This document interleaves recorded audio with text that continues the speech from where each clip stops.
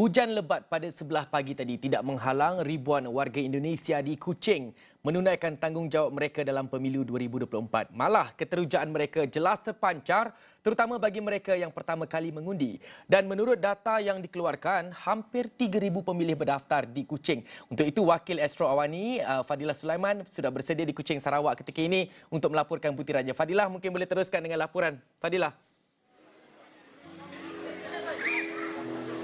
Baik, terima kasih Syaf. Jadi pada petang ini saya masih lagi berada di Pejabat Konsul Jeneral Republik Indonesia di Kuching, Sarawak ini untuk menyaksikan sendiri bagaimana proses pemilihan umum ataupun pemilu 2024 yang dijalankan di Sarawak untuk hari yang terakhir undi awal ini. Dan untuk pengetahuan Syaf, setakat pagi tadi, sebenarnya setakat tengah hari tadi, masih lagi hujan lebat berterusan dan kita difahamkan hanya sekitar 600 ke 700 pengundi yang baru membuang undi mereka. Jadi angka itu sebenarnya tidak lagi mencapai 50%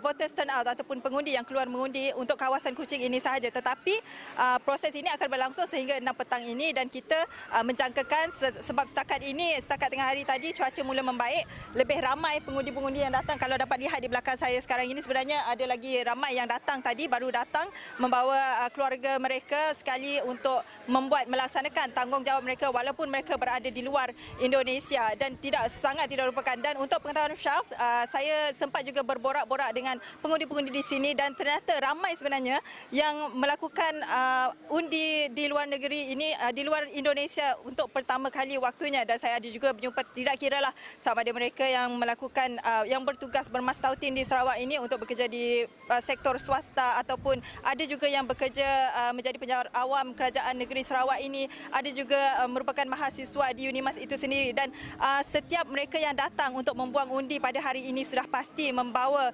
harapan untuk setiap kertas undi itu kepada presiden mereka ataupun pemimpin mereka yang akan meneraju negara Indonesia untuk 5 tahun yang akan datang. Dan kita dengarkan sendiri apa kata pemilih daripada Indonesia ini.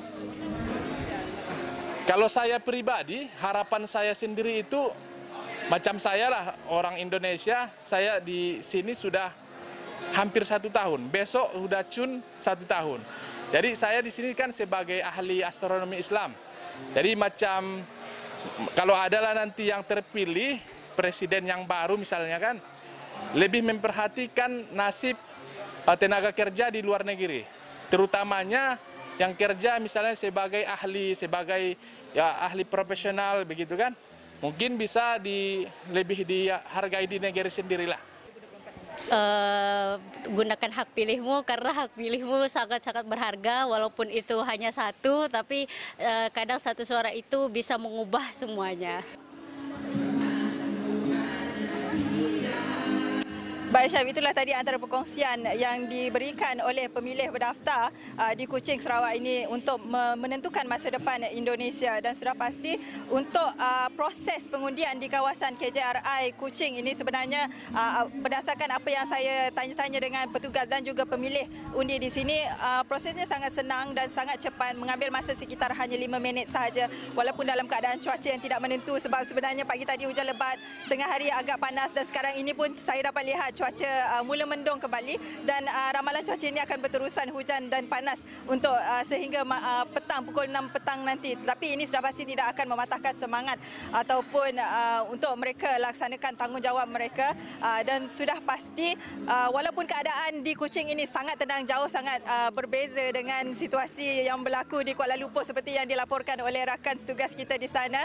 Tetapi di sini juga ada menyediakan sejumlah 22 anggota PDRM untuk memastikan aspek kawalan keselamatan di sini sentiasa terkawal. Dan Syaf, mungkin ini sahaja dahulu perkembangan yang saya bawakan untuk undi awal pemilu di Kuching, Sarawak ini. Tetapi yang pasti untuk 14 hari bulan nanti kita akan adakan penjumlahan undi di Pusat Convention Penview PCC Demak Kuching untuk sekali menjumlahkan sekali undian warga negara Indonesia di Sarawak ini untuk disertakan sekali dan akan dihantar ke Jakarta kelak. Syaf.